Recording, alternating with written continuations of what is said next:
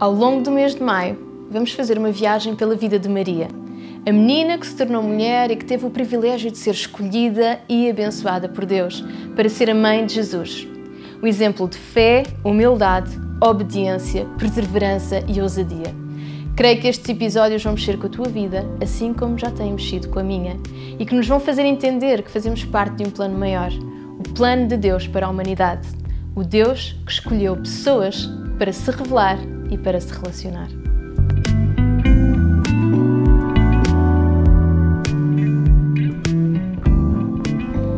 Boa noite!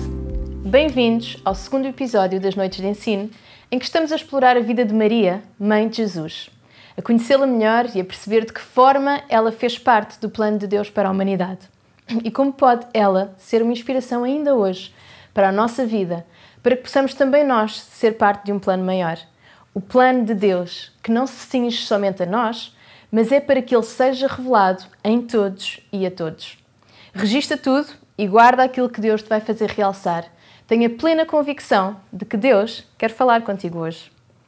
Na semana passada meditámos sobre o encontro de Maria com o anjo Gabriel, em Lucas, no capítulo 1, com uma mensagem que mudou o curso de sua vida e da história da humanidade.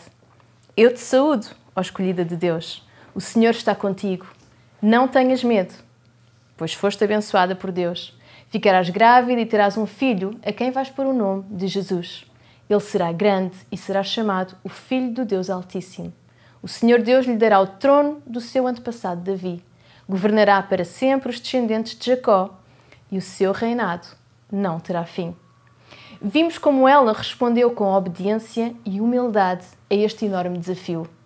Eis aqui a tua serva, cumpra-se em mim, segundo a tua palavra. Vimos como Deus preparou, como sempre faz, o ambiente à volta de Maria, encontrando ela na prima Isabel confirmação, revelação e apoio para o momento que estava a viver. E vimos também como Deus preparou o coração de José, o seu noivo, para que este não a abandonasse ou a expusesse, mas a aceitasse e pudessem viver juntos o desafio das suas vidas. Terminámos com o Cântico de Maria, expressão de louvor e gratidão, por poder fazer parte de um plano maior que si mesma, um plano de Deus para a humanidade que cumpriria as suas promessas desde o Antigo Testamento e que traria uma nova aliança, um novo compromisso, um plano de salvação a todos os que aceitem Jesus como Redentor e Senhor nas suas vidas. Hoje, a nossa viagem vai desde o nascimento de Jesus até ao regresso da família a Nazaré. Se pensam que as aventuras ficaram no primeiro episódio, vão ver que não. Que Deus continua a mover-se e a surpreender a cada dia ao longo da jornada. Maria estava grávida. E durante uma gestação, a nossa mente não para. Queremos saber o que vai acontecer, como vai ser, que recursos temos. Queremos controlar a situação para que nada falhe. Hoje em dia, pensando na chegada de um bebê, muitas mulheres escolhem a maternidade, tiram cursos para estar preparadas, fazem uma lista de coisas que vão precisar, umas compram, outras são oferecidas, ouvem relatos de outras famílias, fazem rastreios, ecografias para garantir que está tudo bem, sabem logo se é menino ou se é menina e escolhem o nome e os seus recursos de acordo com isso. Muitos de nós perguntamos isso mesmo. Será que já tens tudo? Já fizeste a mala para a maternidade? Já devia estar no carro. E seja numa gravidez, seja num trabalho novo, seja num novo dia de escola, seja para umas férias, para um novo desafio, nós queremos garantir que temos tudo sob controle. Se não estiver, nós já não estamos seguros de nós próprios. E com Maria foi um pouco diferente. Talvez ela se tenha preparado, falado com a mãe, com outras mulheres sobre o parto, sobre os cuidados do bebê, mas o que se aproximava era um tempo que não estava planeado na sua cabeça. Ela não poderia sequer pensar ou imaginar. Vamos ver Lucas, capítulo 2, do versículo 1 ao 7. Por essa altura, o imperador Augusto decretou que se fizesse o recenseamento de toda a população do Império Romano. Foi o primeiro recenseamento quando Quirino era governador da Síria. Todos iam inscrever-se, cada um na sua cidade. Por isso, José partiu de Nazaré, na província da Galileia, e foi para a cidade de Davi, que se chama Belém, na província da Judeia. Como José era descendente de Davi, foi lá inscrever-se, levando consigo Maria, sua noiva, que estava grávida. Enquanto estavam em Belém, chegou o momento de Maria dar à luz. Nasceu-lhe então um menino, que era o seu primeiro filho. Envolveu-o em panos e deitou-o numa manjedoura, por não conseguirem arranjar lugar na casa. Uma vez mais, possivelmente estes não seriam os planos de Maria. O imperador decretou que todo o povo deveria recensear-se, ou seja, fazer o registro do seu nome e família para a contagem da população. José e Maria estavam casados e, por serem ambos da linhagem de Davi, de acordo com as leis religiosas, tiveram que ir à cidade de Belém recensear-se para manter a lembrança e a ligação às origens. Belém era uma cidade carregada de significado. A cidade onde se havia predito que o Messias iria nascer, como vemos no livro de Miqueias, no Antigo Testamento, no capítulo 5. Belém significa casa de pão, o sítio perfeito para nascer Jesus, o pão da vida. Belém foi também a cidade onde Davi nasceu. Seria ali que o descendente de Davi deveria nascer também. Uma viagem de cerca de 150 quilómetros, em caminhos de pedra, frio, calor, perigos, dias e noites, e no final de gravidez. Certamente que não era esta a vontade de Maria. Sim, também eu e tu fazemos planos, mas os nossos planos são sempre mais pequenos, mais dentro da nossa zona de conforto, dentro daquilo que nós controlamos. Os planos de Deus já são diferentes, são mais altos. Nem olhos viram, nem ouvidos ouviram, nem jamais penetrou no coração humano o que Deus tem preparado para aqueles que o amam. É muito mais do que podemos pedir ou imaginar. O homem faz planos, mas é Deus que dirige os seus passos. E o nosso Deus é eterno. Ele não se limita pelo tempo nem pelo espaço. Ele é e tem tudo sob controle, mesmo quando para nós não nos parece fazer sentido. Foi isso que aconteceu com Maria. Se ter ficado grávida tinha sido uma aventura e um grande desafio, o que viria agora não iria melhorar. Maria teve que fazer esta longa viagem. E Maria teve o seu bebê Jesus no pior sítio, nas piores condições, sozinha, apenas com José. Nem o facto de estar grávida fez com que as pessoas tivessem compaixão dela. Talvez tenha vindo à sua mente que estava a falhar. Como é que ela estaria a cuidar do que Deus lhe tinha dado? O Rei Salvador nascer assim? Talvez ela se tenha lembrado das profecias do Antigo Testamento sobre este bebê, sobre o Messias, e talvez isso tenha trazido paz ao seu coração. A certeza de que ela estava no sítio certo, no caminho certo, e estar em Belém a ter aquele bebê especial, no mais pobre e humilde estábulo, envolvendo-o em panos simples e deitando-o numa manjedoura, era um sinal de que estava no centro da vontade de Deus. Porque Deus usa as coisas loucas para confundir as que nos parecem sábias, as coisas fracas e desprezadas para envergonhar as fortes. E os sinais, eles alimentam a nossa fé. Em João 4,48, o próprio Jesus mencionou: se não virem sinais, de modo algum vão crer. Jesus passou grande parte do seu ministério a operar milagres, sinais e maravilhas. Nós precisamos de algo visível para crer num Deus invisível. E por isso Deus deixou-nos a sua palavra escrita. E ela, a Bíblia, ela tem sobrevivido até aos dias de hoje. É o livro mais vendido em todo o mundo e ao longo do tempo é o principal sinal que podemos ter hoje. Em Maria, através dela, a história, a palavra, estava a ser escrita no tempo presente para que pudesse hoje ser um sinal para nós, para aumentar a nossa fé. A fé vem pelo ouvir a palavra de Deus. O Verbo se fez carne. A palavra estava a ser revelada ao mundo naquele momento. Maria agarrou-se ao que já estava escrito na altura, às promessas de Deus, à história dos antepassados, às palavras do anjo. Mas houve mais. Hoje sabemos que era parte do plano de Deus o maior rei nascer no sítio mais humilde. Mas Maria e José começavam uma nova aventura nas suas vidas, ali sozinhos, a habituarem-se à nova realidade. Maria, com a fragilidade do pós-parto, a tentar amamentar Jesus. José, com aquela estranha sensação de incapacidade, a tentar preparar comida, suprir necessidades e auxiliar. José, com aquela estranha sensação de incapacidade a tentar preparar comida, suprir necessidades e auxiliar Maria no que fosse necessário. Nem ele sabia bem no quê, típico dos homens. E uma vez mais, Deus está a mover-se noutro local para confirmar e fortalecer aquele momento divino. Vamos ler em Lucas, no capítulo 2, do versículo 8 ao 20. Naquela região havia pastores que passavam a noite no campo, guardando os rebanhos. Apareceu-lhes um anjo e a luz gloriosa do Senhor envolveu-os e ficaram muito assustados. Mas o anjo disse-lhes: não tenham medo, venham aqui trazer-vos uma boa nova que será motivo de grande alegria para todo o povo. Pois nasceu hoje na cidade de Davi o vosso Salvador, que é Cristo o Senhor. Poderão reconhecê-lo por este sinal. encontrarão um menino envolvido em panos e deitado numa manjedoura. Nisto, juntaram-se ao anjo muitos outros anjos do céu, louvando a Deus e cantando: Glória a Deus no mais alto dos céus e paz na terra aos homens e a quem Ele quer bem. Mal os anjos partiram para o céu, os pastores disseram uns para os outros: Vamos a Belém para vermos o que o Senhor nos deu a conhecer. Foram, a toda a pressa, e lá encontraram Maria e José e o menino que estava deitado na manjedoura. Depois de verem tudo isto, puseram-se a contar a toda a gente o que lhes fora dito a respeito daquele menino. Todos os que ouviram o que os pastores diziam ficavam muito admirados. Porém Maria guardava todas estas coisas no seu coração e meditava nelas.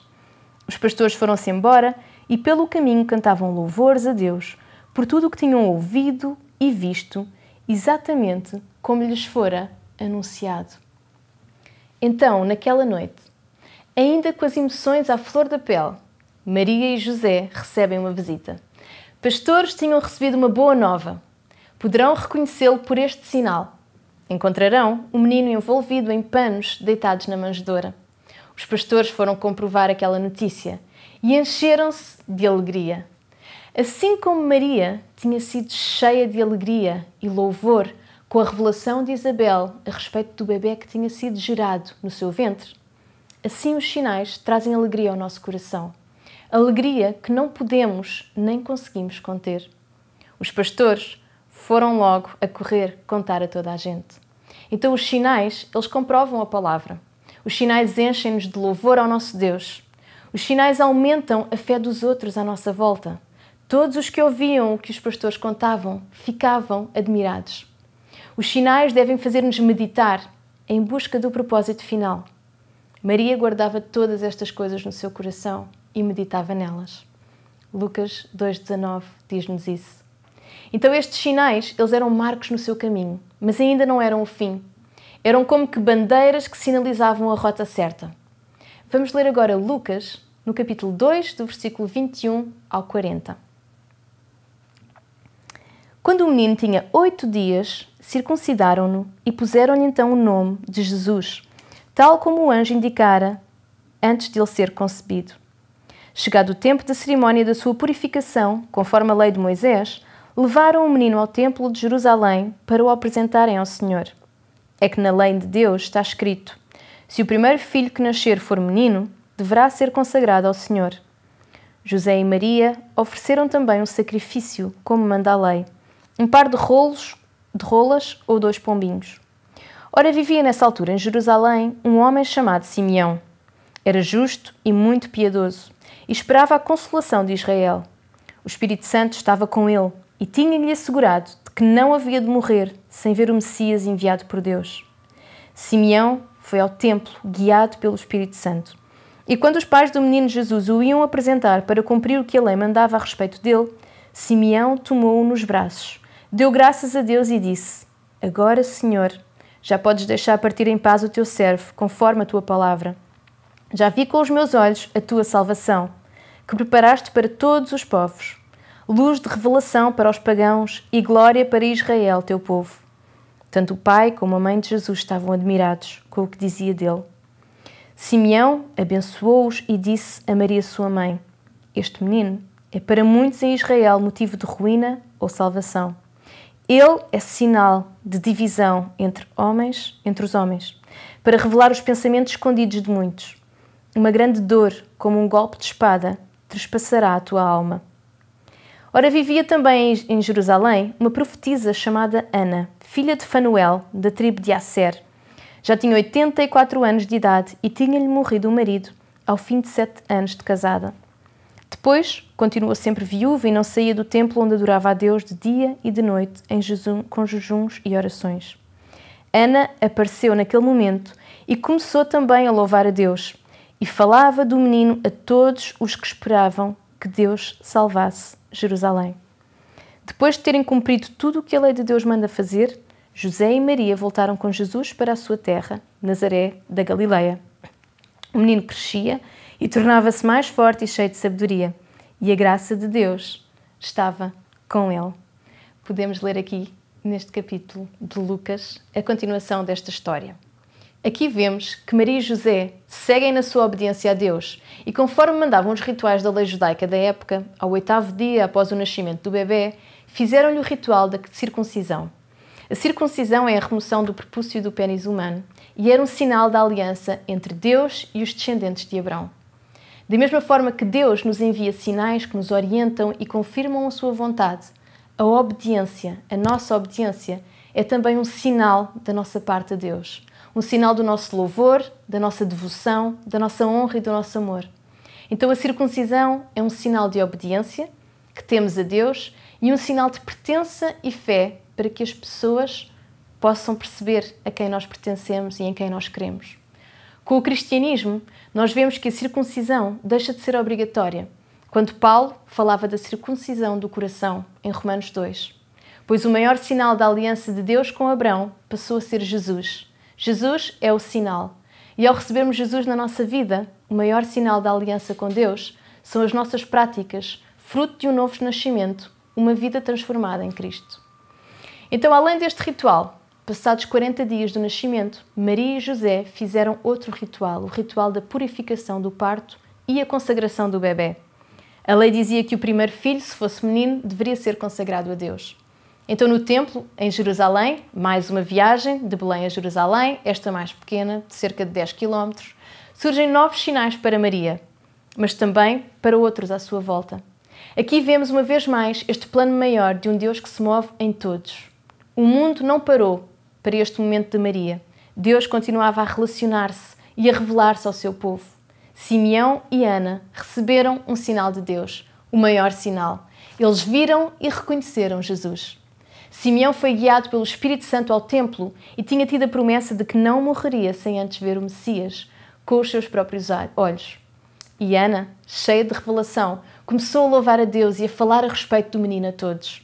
Simeão revelou ainda algumas palavras dirigidas a Maria que seriam um sinal do que a esperava, do que seria a vida e a morte de Jesus. E aqui voltamos a encontrar sinais. Os sinais que nos comprovam a palavra de Deus, sinais que nos trazem alegria ao nosso coração. Alegria que não podemos nem conseguimos conter. Os sinais enchem-nos de louvor ao nosso Deus. Eles aumentam a nossa fé e a dos outros à nossa volta. Todos os que ouviam ficavam admirados. Os sinais devem fazer-nos meditar em busca do propósito final, pois eles são apenas marcos no caminho.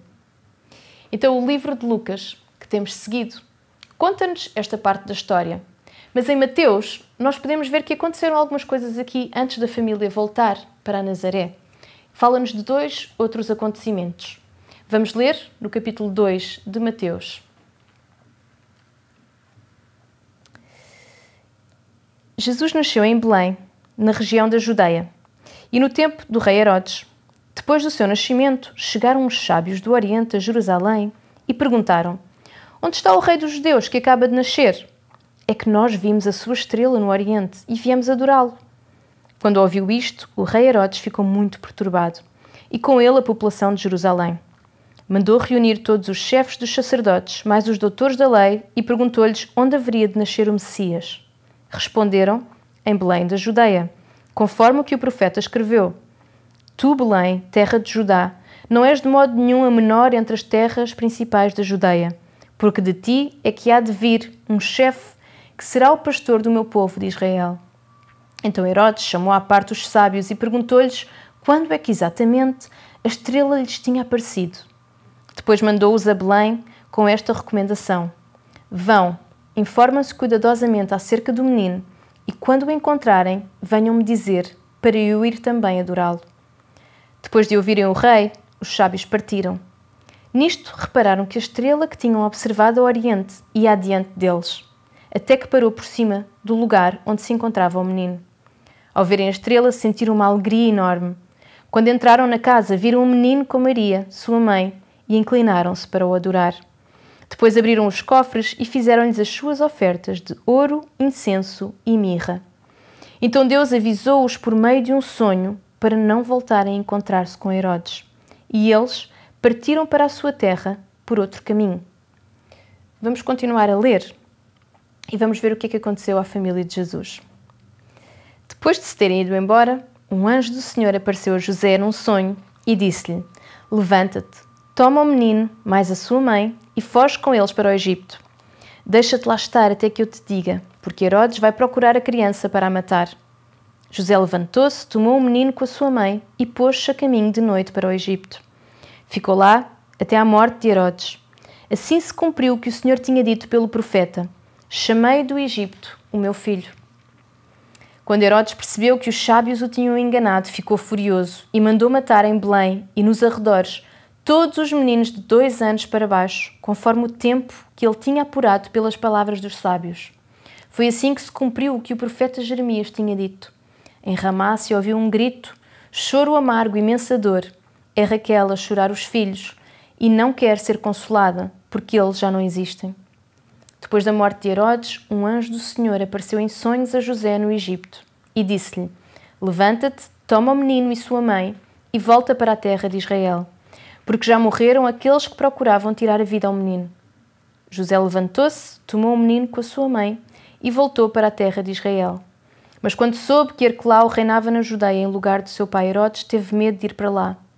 Tendo recebido novas instruções de Deus por meio de um sonho, partiu para a região da Galileia. Ali fixou residência numa terra chamada Nazaré. Foi assim que se cumpriu aquilo que foi dito pelos profetas: ele há de chamar-se Nazareno. Sábios, reis do Oriente, de longe, seguiram um sinal. Uma estrela brilhava de forma diferente nos céus e voltamos a ver alegria e adoração. Eles seguiram um sinal, mas não sabiam bem o que estavam à procura. Tanto que começaram pelo palácio em Jerusalém, mas perceberam que não seria ali e foram guiados pela estrela ao rei que procuravam, um bebê que vivia em Belém. Eles levaram com eles presentes, ouro, incenso e mirra. Aqueles presentes eram sinais para Maria. Todos eles poderiam ser convertidos em dinheiro, sinal da provisão de Deus para esta família.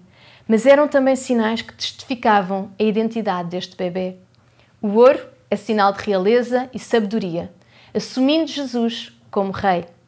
O incenso, sinal da divindade e do sacrifício a Deus. Sinal da oração e relação com Deus através do fumo do incenso queimado, assumindo Jesus como Deus. E a mirra, sinal da humanidade, do embalsamento dos corpos, ou seja, da mortalidade, assumindo Jesus como homem que morreria em nosso favor. Estes sinais traziam a Maria a certeza de estar a fazer parte de um plano maior. Sinais que podem não ter sido logo entendidos e muitas vezes nós também não os entendemos logo. Apenas quando olhamos para trás, para a nossa vida, reconhecemos os sinais que Deus já nos tinha dado e as coisas começam a ficar um pouco mais claras. A visita dos pastores e dos sábios, a revelação de Simeão e Ana, mostram-nos que Jesus veio tanto para os de perto como os de longe.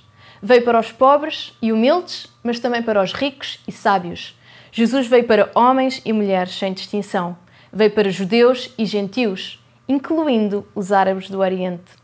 Assim como Davi, que nasceu em Belém e passou de pastor a rei, assim Jesus, nascido em Belém, passaria de bebé humilde e servo a um rei exaltado em todas as nações.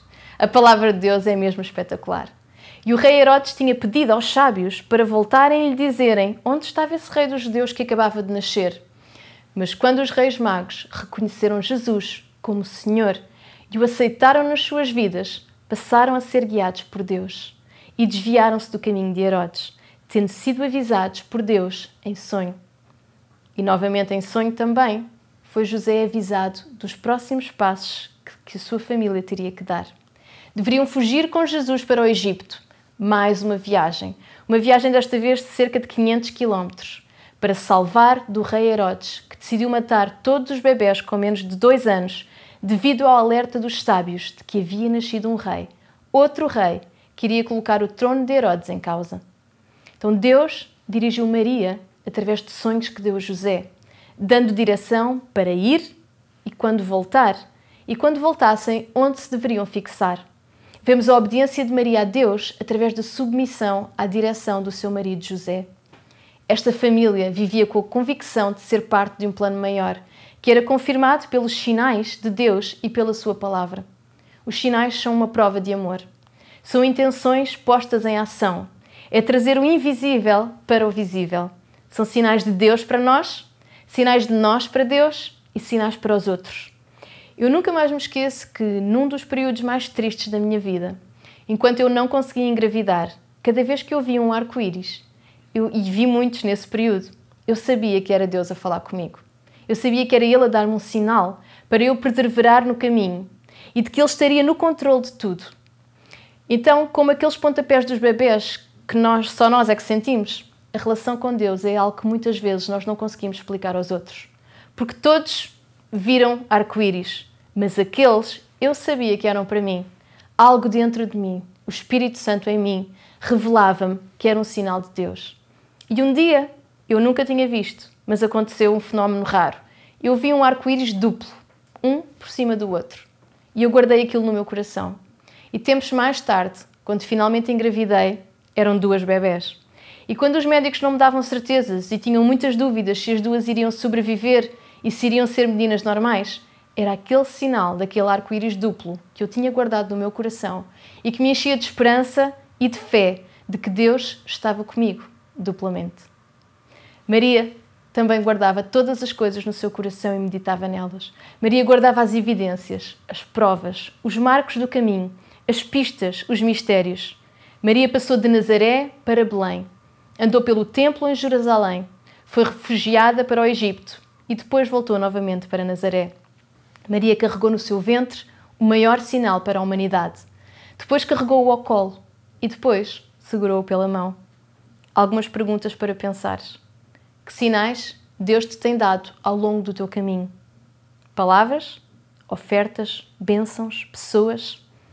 Sinais da sua criação? Será que tu tens recebido esses sinais como o teu último destino? Como o propósito de Deus para a tua vida? Ou será que já percebeste que esses sinais são marcos para fortalecer a tua fé, trazer alegria e gratidão, louvor e inspirar outros à tua volta? Eles não são fim em si mesmo.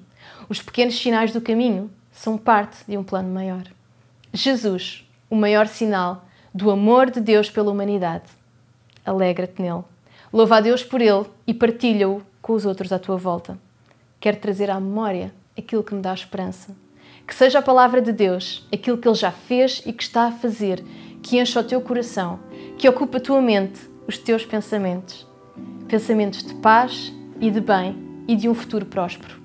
Oro para que o Espírito Santo, dentro de ti, te revele a vontade de Deus. Boa semana e fico ansiosa por partilhar contigo o resto desta história.